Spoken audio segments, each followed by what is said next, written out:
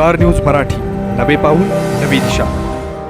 वैभवदादा सुहास भैयांनी केलं एकमेकांचं कौतुक. आता विरोध संपला, मतदारसंघात दोघांचं काय ठरलं.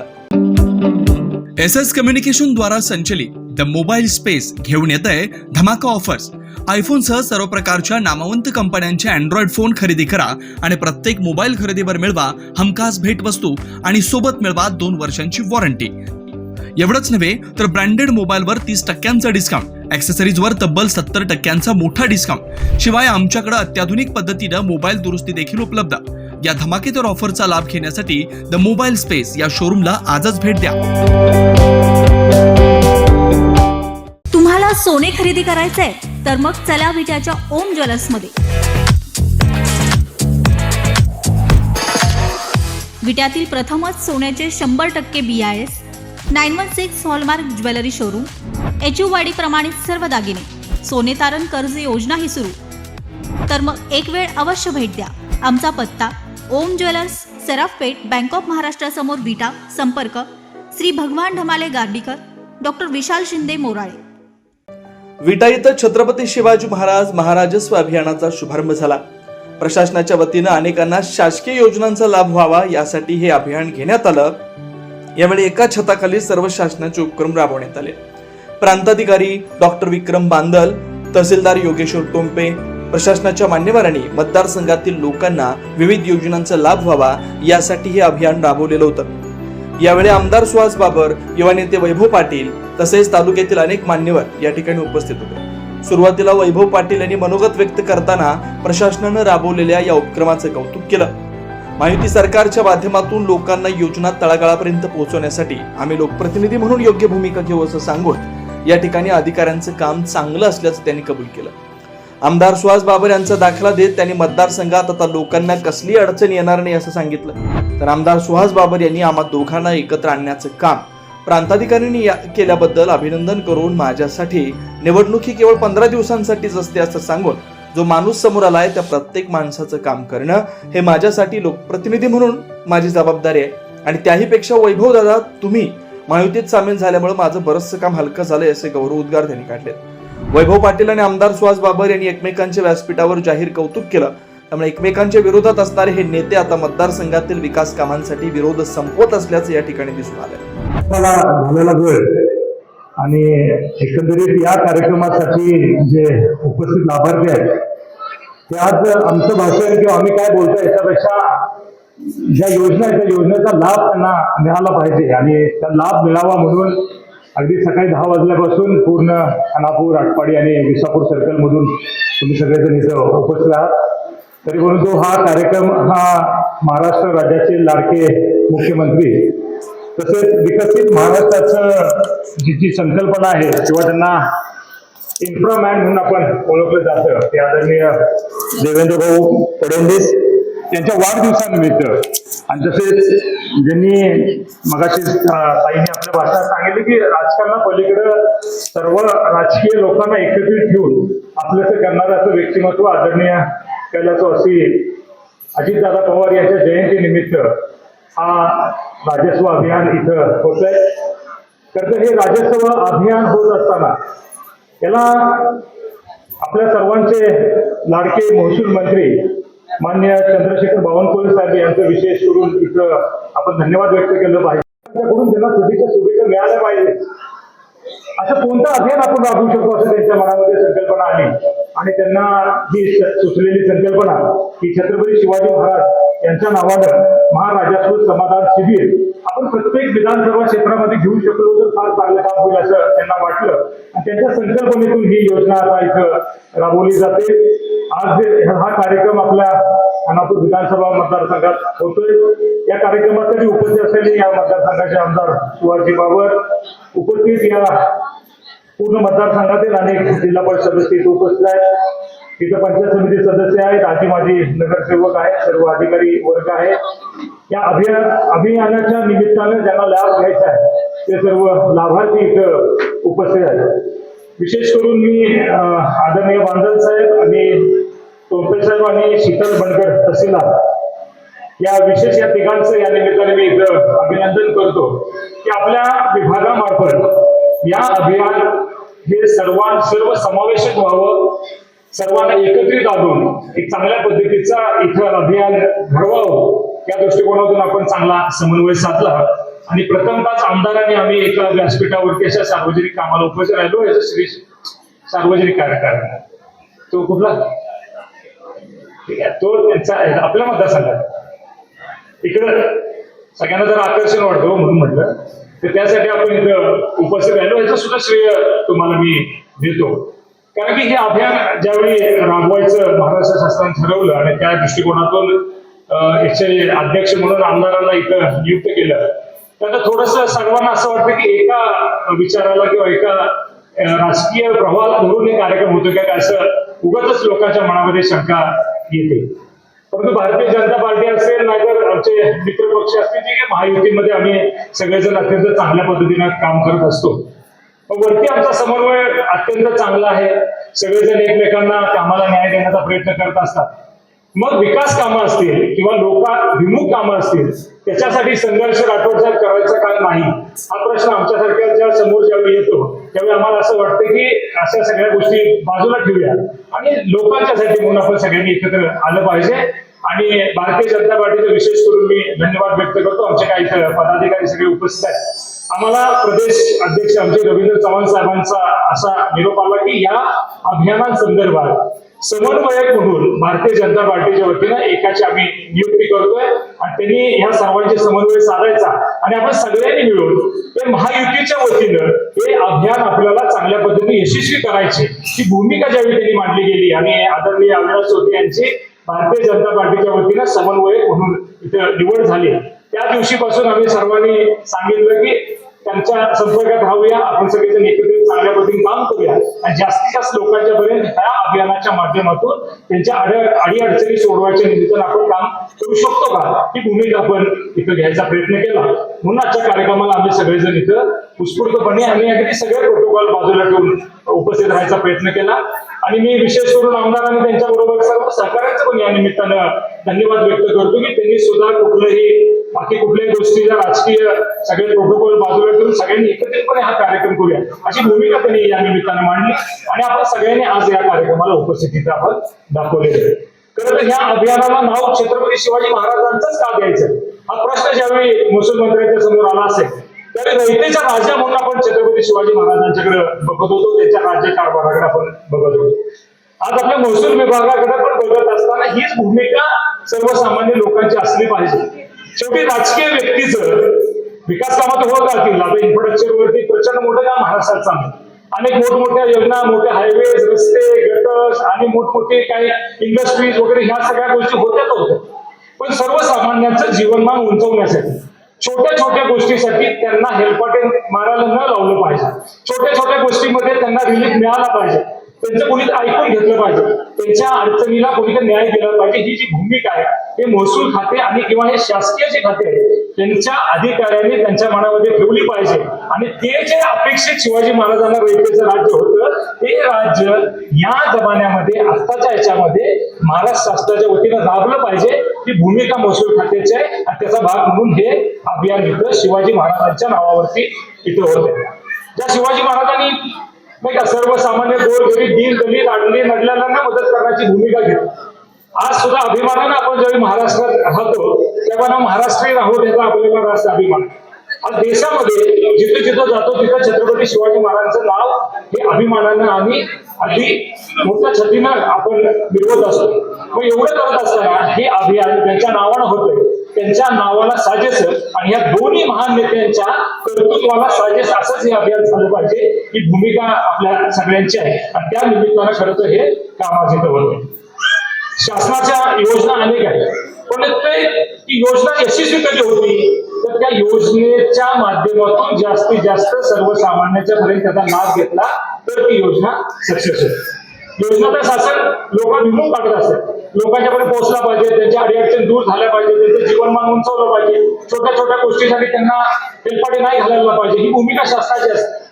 परंतु खाली अधिकारी आणि आमच्यासाठी पदाधिकारी यांचा व्यवस्थित समन्वय असला, त्यांच्याकडे बघण्याची ह्या लोकांच्याकडे सकारात्मकता जर असली तर नक्कीच चांगले काम घडतं. आणि मगाशी अनेकांनी उल्लेख केला की त्या मानानं आपल्या मतदारसंघामध्ये सगळे अधिकारी हे फार सकारात्मक आणि चांगल्या पद्धतीने काम करणारे अधिकारी आहेत. योग्याला योग्य म्हणणं, जरी आम्ही आमच्यासारख्यानं कोणी एखादं काम साहेब असं झालं पाहिजे, तसंच झालं पाहिजे, हे असंच केलं तर बरं आहे, जरी आमच्यासारख्या कोणी साहेब सांगितलं तरी परंतु नियमात बसून नियमाला धरून आणि योग्य असेल त्याचा योग्य प्रकारे न्याय देण्याची भूमिका या सगळ्या अधिकाऱ्यांची असते. आणि प्रांतसाहेब तुमच्या मार्गदर्शनाखाली हे काम अत्यंत चांगल्या पद्धतीने चाललंय आणि आम्हाला तेच अपेक्षित आहे की योग्यला योग्य म्हणता आलं पाहिजे. कारण की होतं असं राजकारणाच्या मध्ये होतं, परंतु आमच्यासारख्याच्या एखाद्याच्या फोननं उलट सुलट सांगल्यामुळं एखाद्याच्यावरती असा अन्याय होऊ शकतो की आयुष्यभर त्याची आपण कुठलीही किंमत किंवा भरपाई देऊ शकत नाही. असं अनेक वेळा आपल्याकडून घडत असतं. त्यामुळं राजकारण बाजूला ठेवून तुम्ही तुमच्या पद्धतीने चांगलं काम करताय आणि त्या कामाला अप्रिशिएशन करण्याच्या निमित्तानं आम्ही सगळेजण इथं उपस्थित आहे. मी पुन्हा एकदा अधिकाऱ्यांना एक सांगतो की काही वेळी नाही का फोनवरती अनेक कार्यकर्ते म्हणतात जरा अधिकाऱ्यांना असं बोला, तसं बोला, असं बोललं की ऐकतात, तसं बोललं की ऐकतात वगैरे वगैरे बऱ्याच वेळा सांगितलं जातं. परंतु प्रेमानं बोलून व्यवस्थेने सांगितलं तरी अधिकारी ऐकत असतो. शेवटी माझा 10-15 वर्षातला माझा राजकीय अनुभव असा आहे, कोणताही अधिकारी स्वतःची खुर्ची वाचून सगळे काम करत असतो. स्वतःची खुर्ची डोक्यात घालून तो कुठलंच काम करत नाही. हे आजपर्यंत आमचा अनुभव आहे. परंतु तुमची खुर्ची राखत असताना व्यवहार आणि नियम याची थोडीशी सांगड घालून एखाद्याला न्याय मिळायच्या दृष्टिकोनातून एखादं काम करायचं असेल किंवा होत असेल त्याला मात्र तुम्हाला न्याय देणं गरजेचं आहे आणि तेवढी भूमिका तुम्ही घेतलीच पाहिजे असे नक्कीच या निमित्तानं आम्ही तुमच्याकडे नमूद करतो. अनेक योजना आहेत, अनेक योजना त्या लोकाभिमुख आहेत, त्या तुमच्यासाठी म्हणून नाही, अनेक महत्वपूर्ण योजनेच्या निमित्तानं आपल्याला माहिती आता त्या स्टॉलवरती मिळेल.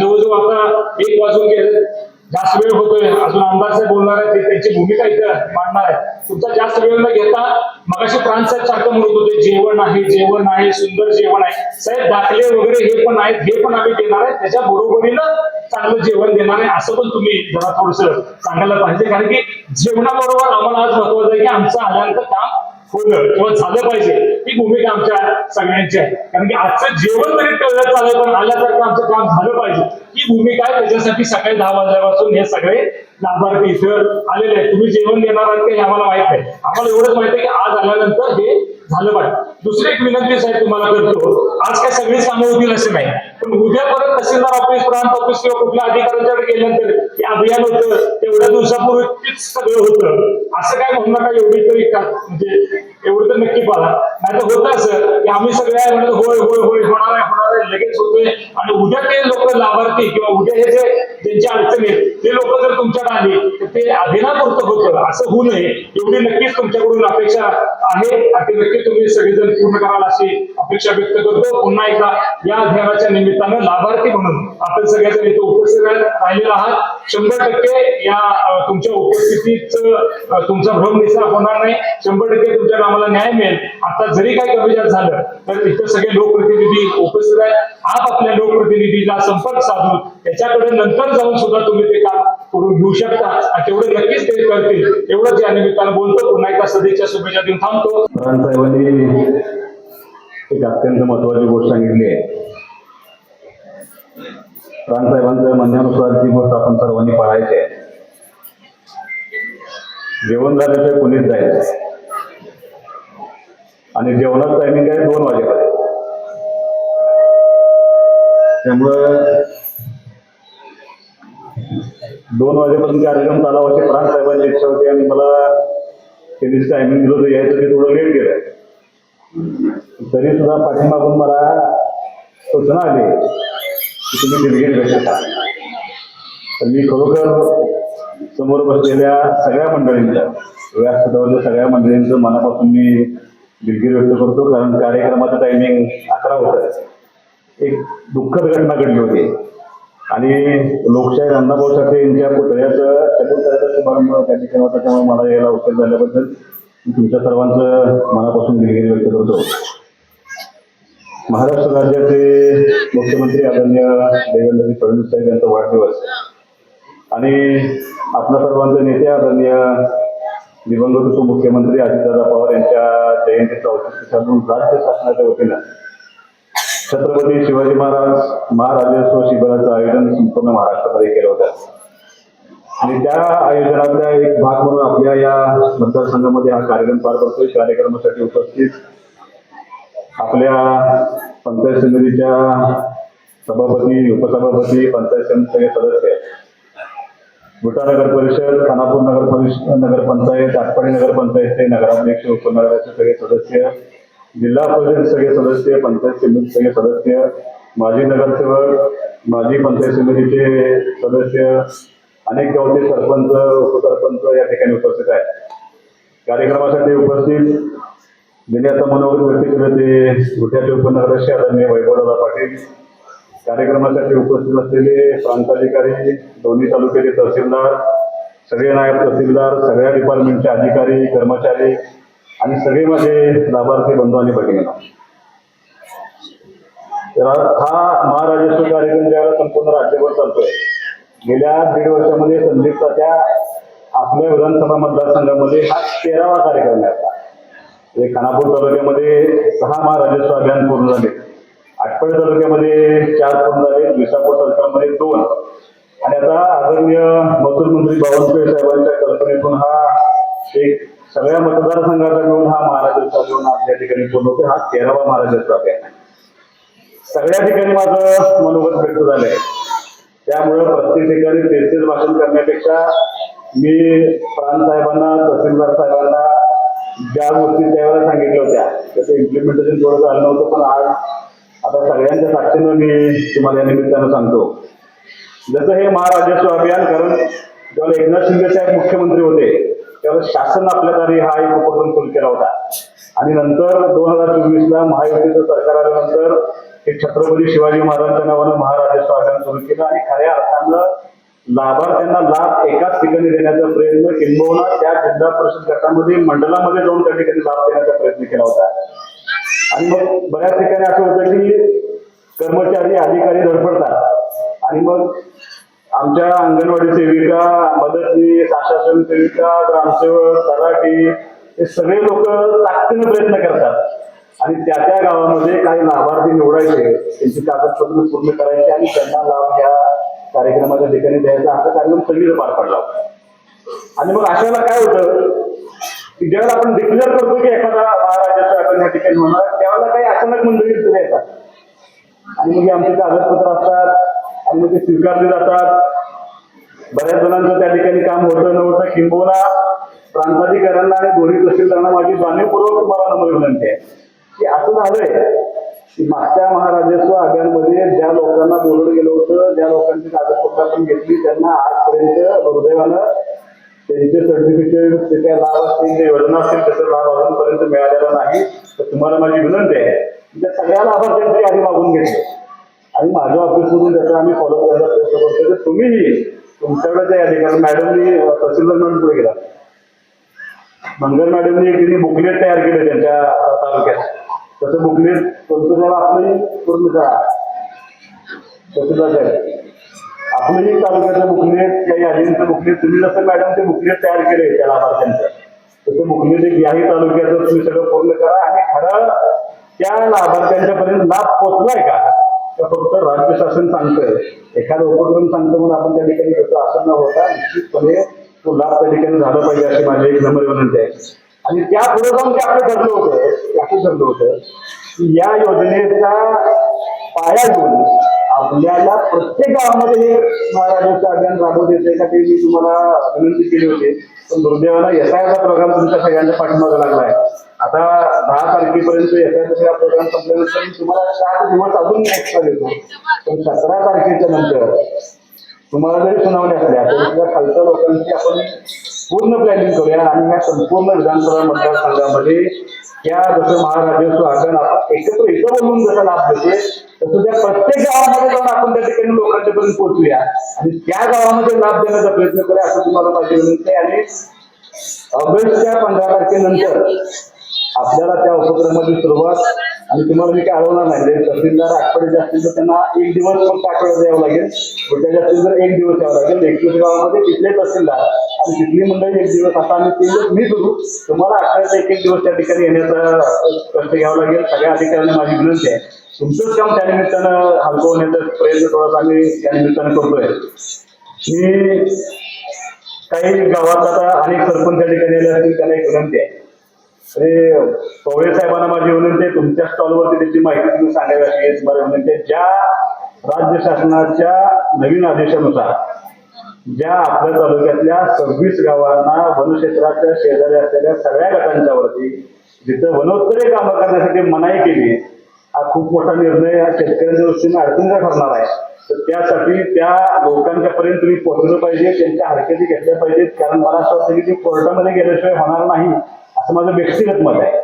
मी काल महसूल मंत्री महोदयांना त्या निमित्ताने बसवले, वन मंत्री महोदय काल नव्हते, तर मी येणाऱ्या मंगळवारी त्या ठिकाणी त्यांची भेट घेऊन, कारण जवळपास एकट्या खंबाळ्यामध्ये 350 एकर क्षेत्र आहे. अशी 26 गावं आपल्यामध्ये आहेत. संपूर्ण महाराष्ट्रामध्ये हा विषय होणार आहे. पण त्या लोकांच्यापर्यंत पोहोचून त्या प्रत्येक व्यक्तीची हरकत तुमच्यापर्यंत नोंद झाली पाहिजे, यासाठी तुम्ही प्रयत्न करावा. दुसऱ्या प्रांतसाहेबांनी मी आता चर्चा केली होती की ज्यांची वनक्षेत्रामध्ये 3 पिढ्यांची कब्जेपट्टी आहे, त्या लोकांना आता वर्ग 1 प्रमाणे वन हक्क द्यायचा निर्णय त्यांच्याकडे. तुम्ही ते सगळे प्रस्ताव थोडस कोऑर्डिनेट करून जर वन विभागाला आपण एकत्र घेतलं तर बऱ्याच गोष्टींचं त्या निमित्तानं संपेल. माझी तुम्हाला विनंती, मेंगानवाडी कुठंपर्यंत आणले प्रस्ताव? पुढच्या आठवड्यात साहेब मी तारीख वारवड मला सांगा, त्या दिवशी तुम्ही मला मेंगानवाडीचा आदेश द्यावा अशी तुम्हाला यानंतर विनंती करणार आहे. MSCB ला माझी विनंती आहे, थोडस MSCB जिथं आता मी तुम्हाला पांढरपट्टे साहेब माळेसाहेबांना दिसत नाही, मी माळेसाहेबांनी एक विनंती केली होती की ज्या आपल्या तालुक्यामध्ये मतदारसंघामध्ये जिथं ज्या ठिकाणी भगीरथ अजून पोचलेलं नाही अशा ठिकाणी भगीरथ योजनेचा प्रस्ताव सगळे पूर्ण करा म्हणून मी त्या निमित्तानं सांगितलं होतं. त्याचंही मला अजून पांढरपट्टे साहेब आहेत का सर, ते संपूर्ण खानापूर आठवड्यामध्ये जिथं लोड शेडिंग होतंय ते सगळीकडे भगीरथ करणं आवश्यक आहे. ते ताबडतोब तुम्ही ते पूर्ण करावं अशी तुम्हाला विनंती करतो. लवकरात लवकर 2 दिवसात मला सगळे प्रस्ताव तुम्ही तयार करून द्या. मी जास्तीचं मनोगत व्यक्त करणार नाही, कारण प्रत्येक ठिकाणी मनोगत व्यक्त करत आलोय. मी अवलेश नानांचं अभिनंदन करेन की तुम्ही कोऑर्डिनेटर म्हणून या योजनेसाठी तुमची निवड झाली आहे. आणि माझी उपनगरशी वैभव दादांनी सांगितलं की प्रांत अधिकाऱ्यांचं अभिनंदन केलं की आम्ही दोघं एका व्यासपीठावरती आणण्यामध्ये त्यांना यश आलं. तर माझा स्वभाव असा आहे की मी खास स्वभाव माझा प्रशांत दादांना पाठीमागे माहिती आहे. 15 दिवसापूर्वीच निवडणूक असते माझ्यासाठी, परत माझ्यासाठी निवडणूक नसते. त्यानंतर जो माणूस समोर आलाय त्या प्रत्येक माणसाचं काम करणं हे लोकप्रतिनिधी या नात्यानं माझी जबाबदारी आहे. आणि त्याही पेक्षा तुम्ही महायुतीमध्ये सामील झाल्यामुळे माझं बरंचसं काम हलकं झालंय. त्यामुळं इथून पुढच्या शेवट पुन्हा देऊन त्यांनी शब्द दिलाय मला. त्यामुळं विनंती हीच आहे की कितीही लोकांचा संघर्ष असला तरी ज्या उपक्रमामधून सामान्य लोकांचं काम होणार आहे, ज्याचा थेट फायदा सामान्य माणसांना होणार आहे, त्या ठिकाणी राजकारण असू नये असे मताचे सगळे मंडळी आम्ही एका ठिकाणी व्यासपीठावरती बसलोय. त्यामुळं मतदारसंघातल्या तमाम लोकांना किमान खानापूर तालुक्यात तरी ते स्पिरिट आहे की राजकारण हे राजकारण करतं, पण कामाच्या वेळेला कोणी कोणाला अडवायचं नसतं. नितीन दाजी हा स्वभाव आपण सगळ्यांनी एकत्र घेऊन ह्या मतदारसंघामधल्या सगळ्या लोकांना कसा न्याय मिळेल ही भूमिका आपण सर्वांनी एकत्रितपणे घ्यावी अशी अपेक्षा व्यक्त करतो. 15 ऑगस्ट नंतर हे अभियान तुमच्या प्रत्येक गावामध्ये शेवटच्या लाभार्थ्यापर्यंत पोहोचणं. कारण मी तुम्हाला मुद्दाम सांगतो, महसूल मंत्री महोदयांचं मनापासून अभिनंदन आहे. गेल्या 1.5 वर्षामध्ये सगळ्यात जास्त निर्णय ते महसूल मंत्र्यांनी आपल्या त्या ठिकाणी ताकदीने घेतले होते आणि खूप चांगल्या पद्धतीने. म्हणजे काल जरी आम्ही गेलो होतो, शक्यतो बुधवारी मंत्रालयामध्ये कुठलेही मंत्री असत नाही, पण महसूल मंत्र्यांची तर इतकी प्रचंड गर्दी होती. खूप ताकदीनं काम करणारा एक मंत्री आपल्याला महसूल मंत्र्यांच्या निमित्ताने मिळालाय. खूप चांगल्या पद्धतीने काम महायुतीचं सरकार करण्याचा प्रयत्न करते. हे काम असं आहे प्रांत आहे की ही खऱ्या अर्थानं सामान्य माणसाची गरज असते आणि ती जर गरज आपण पूर्ण करू शकलो तर बराचसा दोष लोकांचा त्या ठिकाणी कमी होत असतो. त्यामुळं 15 तारखेनंतर आपण गावनिहाय भेटू आणि प्रत्येक गावातल्या लोकांना त्या ठिकाणी तिथं पोहोचून त्यांचा लाभ देण्याचा या निमित्तानं प्रयत्न करू. सगळ्या अधिकाऱ्यांचं मनापासून मी अभिनंदन करतो, तुम्हाला शुभेच्छा देतो. प्रातिनिधिक स्वरूपामध्ये एक 4-4 लाभार्थी फक्त वरती घ्या आणि एका योजनेचे एकाच वेळेला साहेब वरती घ्या, म्हणजे सगळ्यांचा वेळ जाणार नाही. कारण आमच्या शुभांगीताईंना जेवणाची 11:30 वाजता त्या जेवतात, ते आता 2 तरी तुमच्यासाठी मी अर्धा तास लवकर सांगतो. त्यामुळे जेवणाची सगळ्यांची व्यवस्था आहे. सगळ्यांना मनापासून शुभेच्छा देऊन थांबतो. जय हिंद, जय महाराष्ट्र. स्टार न्यूज मराठीसाठी चंद्रकांत जाधव, विटा. आपल्या परिसरातील लेटेस्ट बातम्या पाहण्यासाठी स्टार न्यूज मराठी यूट्यूब चॅनलला आत्ताच सबस्क्राईब करा.